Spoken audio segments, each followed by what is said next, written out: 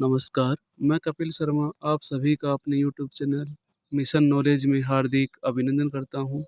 आज का हमारा विषय है आइए रिचर्ड्स, जो कि वेस्टर्न पोएट्री का महत्वपूर्ण कवियों में से एक है। अगर हम नेट की दृष्टि से देखें तो भारतीय और पाश्चात्य काव्य शास्त्र में लगभग 20-25 नंबर का आता है। जिस बच्चे की इसमें पकड़ होती है वो मान के चलिए, जिस स्टूडेंट की पकड़ होती है मान के चलिए कि वो जीआरएफ वो आसानी से कर सकता है। आइए रिचर्ड्स से। ईवर आर्मस्ट्रॉन्ग रिचर्ड्स का जन्म 26 फरवरी 1893 में हुआ तथा मृत्यु 7 दिसंबर 1979 में हुई। वे जीवन भर आलोचना शास्त्र को व्यवस्थित रूप देने में प्रयासरत रहे। कोलरिज के बाद वे ही ऐसे समीक्षक हैं जिन्होंने आलोचना दृष्टि में बहुत कुछ नया जोड़ा। सी के आगडेन और जेम्स वुड के साथ सहयोगी लेखन के रूप में उनकी पहली कृति दी फाउंडेशन ऑफ एस्थेटिक के शीर्षक से 1992 में प्रकाशित हुई। उन्होंने लगभग 12 ग्रंथ लिखे। आइए रिचर्ड्स ने 12 ग्रंथ लिखे। अंतिम ग्रंथ बियॉन्ड 1974 में आया। रिचर्ड्स की प्रसिद्धि का आधार प्रिंसिपल ऑफ लिटरेरी क्रिटिसिज्म्स को कहा गया है। कोलरिज ऑन इमेजिनेशंस रिचर्ड्स को लेकर विशेष बात यह भी रही, जो कि 1934 में प्रकाशित हुई थी, कि उनकी आलोचना का क्षेत्रीय विषय वैविध्य की दृष्टि से व्यापक रहा है, जैसे Mencius of the mind 1931, experiments in multiple definitions 1932, basic rules of reasons 1933, the philosophy of rhetoric 1936, interpretations in teaching 1938, the speculative instruments 1955, poetries their media and ends 1973, how to read a page, practical criticism, science and poetry आदि इनकी रचनाएं हैं, जो इनकी ख्याति का एक आधार है। रिचर्ड से पहले मैथ्यू अर्नाल्ड काव्य की उपयोगिता को मूल्यों से संबंध करके सिद्ध कर चुके थे। कल्चर एंड अनार्की 1869 था। एसेस इन क्रिटिसिज्म 1888 से पता चलता है कि उनकी बुनियादी चिंता कविता क्या है को लेकर न होकर कविता क्या करती है को लेकर है। महत्वपूर्ण बात है, कविता क्या है इसको लेकर चिंता नहीं थी, कविता क्या करती है इसको लेकर उनकी चिंता थी। उनकी दृष्टि में कविता का कार्य है नैतिक, सांस्कृतिक संवेदना का प्रचार और परिष्कार। अर्नाल्ड के इस विषय को रिचर्ड्स ने अपने ढंग से बढ़ाया। इन्होंने सिद्धांत दिया था मूल्य सिद्धांत। रिचर्ड्स ने अपने सिद्धांतों की स्थापना से पूर्व अनेक प्रचलित मतों, विश्वासों, मान्यताओं का तर्कपूर्ण खंडन किया। उनके इस प्रकार के तर्कों का सिलसिला foundations of aesthetics, principles of literary criticism, science and poetry आदि में देखते ही बनता है। कांट, महान विद्वान हुआ है, ने कहा था कि सौंदर्य मानव की किसी विशिष्ट भावना का परितोष करता है। इस प्रकार के अनेक प्रभाववादी और आनंदवादी मतों की एक तालिका रिचर्ड्स ने फाउंडेशन ऑफ एस्थेटिक्स में दी है। प्रभाववाद का अर्थ केवल इतना ही है कि यह सौंदर्य से भावनाओं के जागृत होने से मानता है। कविता और पाठक के संबंध पर विचार करते हुए उन्होंने काव्य संप्रेषण, काव्य प्रभाव की प्रकृति की व्याख्या, विश्लेषण का कार्य बहुत गंभीरता से किया। वास्तविकता तो यह है कि काव्य प्रभाव विश्लेषण के आधार पर ही कविता का मूल्य निर्णय किया जा सकता है। सौंदर्यानुभूति या काव्यानुभूति की प्रकृति पर विचार करते हुए इस मूल स्थापना पर पहुँचे थे कि काव्यानुभूति और जीवानुभूति में प्रकृति में अंतर नहीं होता। कांट ने सौंदर्य का पहला वैज्ञानिक विवेचन प्रस्तुत किया था। उसके बाद सौंदर्य शास्त्र के अंतर्गत सौंदर्य पर विचार विवेचन का सिलसिला शुरू हो गया। ये सलाह भी बराबर दी जाती रही कि सौंदर्यानुभूति को इंद्रियानुभव या संवेगों से नहीं उलझना चाहिए, क्योंकि दोनों में बारीक अंतर है।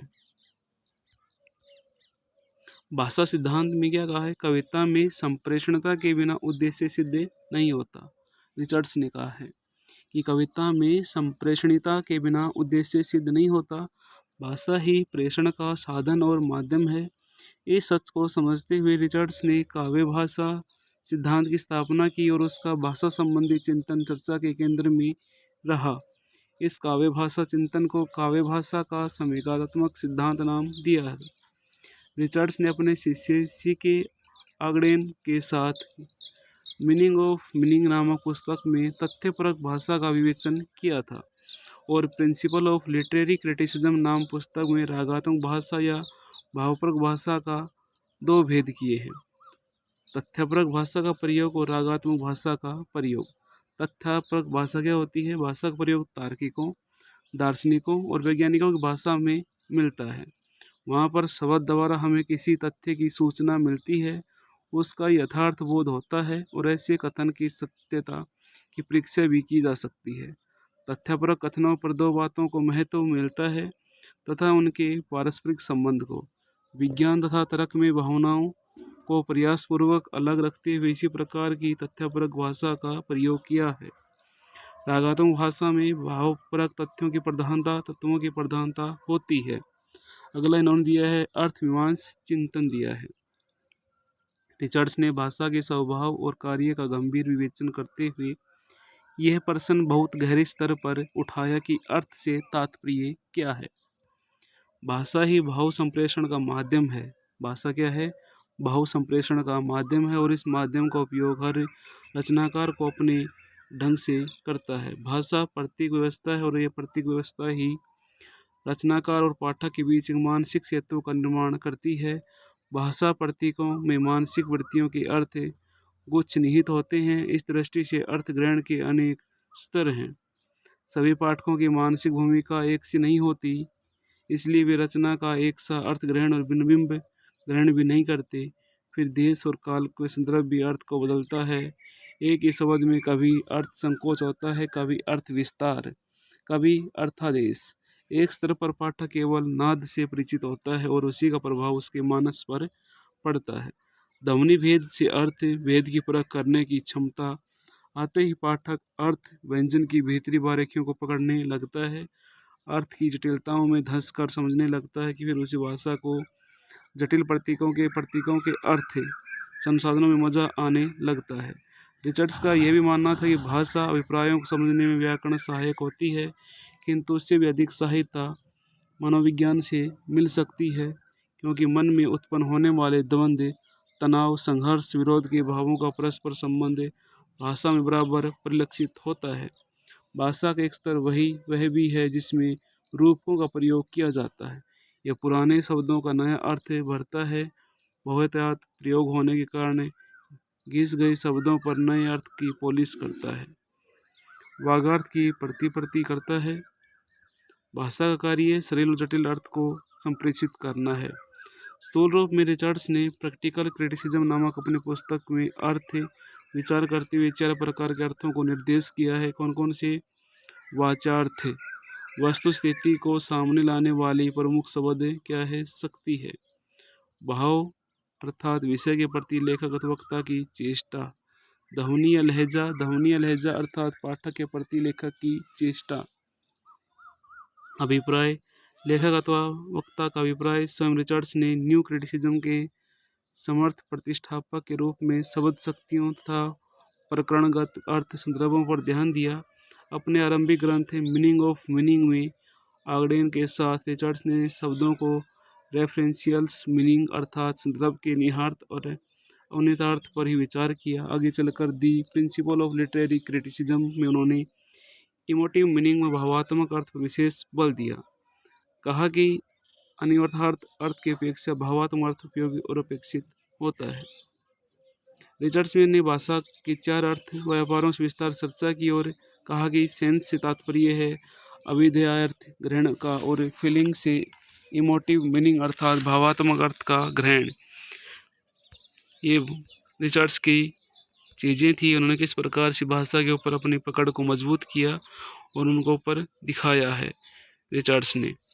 पाश्चात्य साहित्य चिंतन में आई रिचर्ड्स के प्रथम बार में कविता के अर्थ संप्रेषण व्यापार और पाठक पर पड़ने वाले काव्य प्रभाव के आधार पर प्रयोगशाला पद्धति नई आलोचना के मार्ग में श्री गणेश किया। यही कारण है कि न्यू क्रिटिसिज्म में प्रवर्तकों व रिचर्ड्स की चर्चा बड़े आदर से की जाती है। कुछ प्रश्न हैं जो आप करेंगे। आइए रिचर्ड्स का पूरा नाम बताना है। ऑप्शन है आर्मस्ट्रॉन्ग रिचर्ड्स ईवर आर्मस्ट्रॉन्ग रिचर्ड्स। आई रिचर्ड्स का जन्म कब हुआ था? जो पीछे आपने पेज पढ़े हैं उन्हीं के आधार पे है। 81, 82, 84, 93। बियॉन्ड का प्रकाशन वर्ष बताना है। कोलरिज ऑन इमेजिनेशंस प्रकाशन कब हुआ बताना है। मैनिशियस ऑफ द माइंड का रचना वर्ष बताना है। इंटरप्रिटेशन इन टीचिंग का रचना काल आपको बताना है। अगली क्लास में हम किसी अन्य आलोचक को लेकर चर्चा करेंगे। तब तक के लिए खुश रहें, मुस्कुराते रहें, जिंदगी में आगे बढ़ते रहें। धन्यवाद।